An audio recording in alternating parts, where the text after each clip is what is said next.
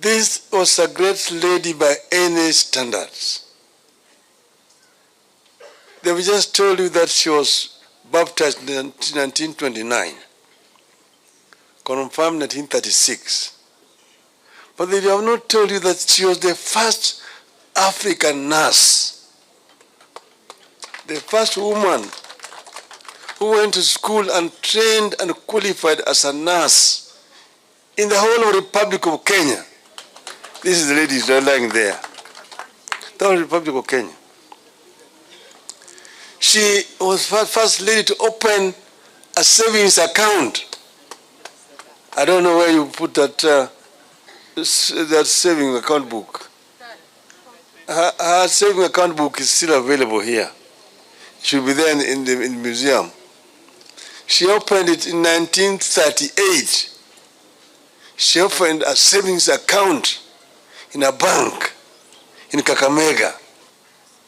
A society that does not empower the other gender cannot prosper.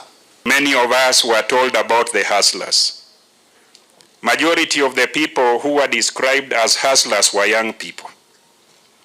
And we went by that narrative, with that narrative, until a government was announced, and that government is the current government. I want to request the young people, now that you have graduated from that hustler narrative and become Gen Zs, liberators of this nation, stay there. I want to request the young people who have a longer stake, a bigger stake, a larger stake in their individuality and collectivity in this nation. As you have said correctly that you are partyless, tribeless, and you are everything, I want you to know that what you are doing is about the spirit of the nation. Do not discriminate in the future. When you are looking for elective leadership, do not discriminate on the basis of age. Musije kama vijana museme ati amtaki wazee ama amtaki wengine. All of us are responsible for the leaders we elect, and the leaders must also be responsible and accountable to us. Let us go to all elections as a truthful people is when we will get truthful results. A different conversation that has fundamentally shifted the politics of this country. Fundamentally shifted, it will never be the same again. We will never again have a country where there are shareholders and non-shareholders. We will never again have a country where opportunities are only given to certain groups and not others. We will never again have a country where public servants swallow money and vomit on the people. This is the end of that. And as a country, we must now have a conversation on how the politics of this country is going to shift forever, so that this country can never again be a preserve of just a few people and just a few elite. And the leaders must work for the people. If any public officer is not of sound mind, then it does not deserve to be a leader of any position that is elective or otherwise delegated. I think that from the statements that we have seen our president communicating in this country, I am tempted to believe, with a lot of sympathy and empathy to him, that is not of sound mind. It's not of sound mind because young people of this country have enlightened themselves on political issues of this country. And they are talking about serious issues of serious graft in government, institutionalized and budgeted corruption in government. And even every single time that the president comes out to speak, he does not speak on the actions that the young people are saying. And I want to make it clear here to Mr. President that Article 131 of the Constitution defines the presidency as number 1, commander-in-chief, number 2, head of state, number 3, a symbol of national unity. Every single time you have spoken to people of Kenya, you have only spoken to the people of Kenya as a commander-in-chief, which basically means somebody who's overwhelmed with power for power's sake. Because Gen Zs are saying that, Mr. President, can you for once and for all dissolve and not reshuffle your government?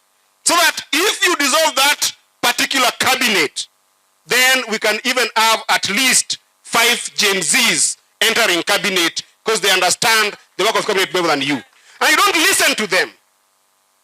These Gen Zs came to parliament in a constitutional order and a constitutional democracy. If the people come to parliament, the parliament ceases to exist. The government ceases to exist. It basically means that there is no confidence in both the government and parliament. Gen Zs are saying, resign and go. That's what Gen Zs are saying. You're not listening to them. In a good way. And what they have told Ruto, which Ruto is not hearing. They said reject, not amend. Even us in parliament, you have given us a face. What was going on in parliament was a shame. They used to come to parliament. They don't even come into the parliament. They just walk in, go have tea, walk to State House, come back with whatever they said, the boss has said, and come and put their finger and say yes, without considering anybody or people of Kenya. So what has happened? Even me now, I'm able to walk in parliament in another style, different one. Thank you very much, Gen Z. And muendele, we will support you and we'll be consulting you. We must realize that this country is greater than any one single one of us, and Kenya is our country. Nobody was invited to be a Kenyan. We are all Kenyans by our right, and we must have a conversation as a country. Please, we are with you. Do not relent. Do not retreat. Do not surrender. The moment you do that, you will be vanquished.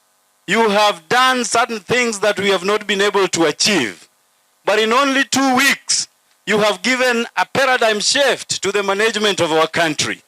We will support you. We are with you. And I know in Baba's heart of hearts, you are residing there. Baba loves you. And he will say that for himself. Siku ile tulipiga no. Wacha nikuambie watu wa Yesu wanajua kukimbia.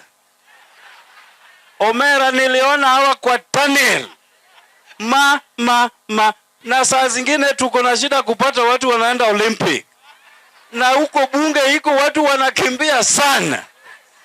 Na tuliwaambia mkichapa hii yes yenu, watu watakimbia hapa. Na Gen Zs walikuja kututembelea bungeni.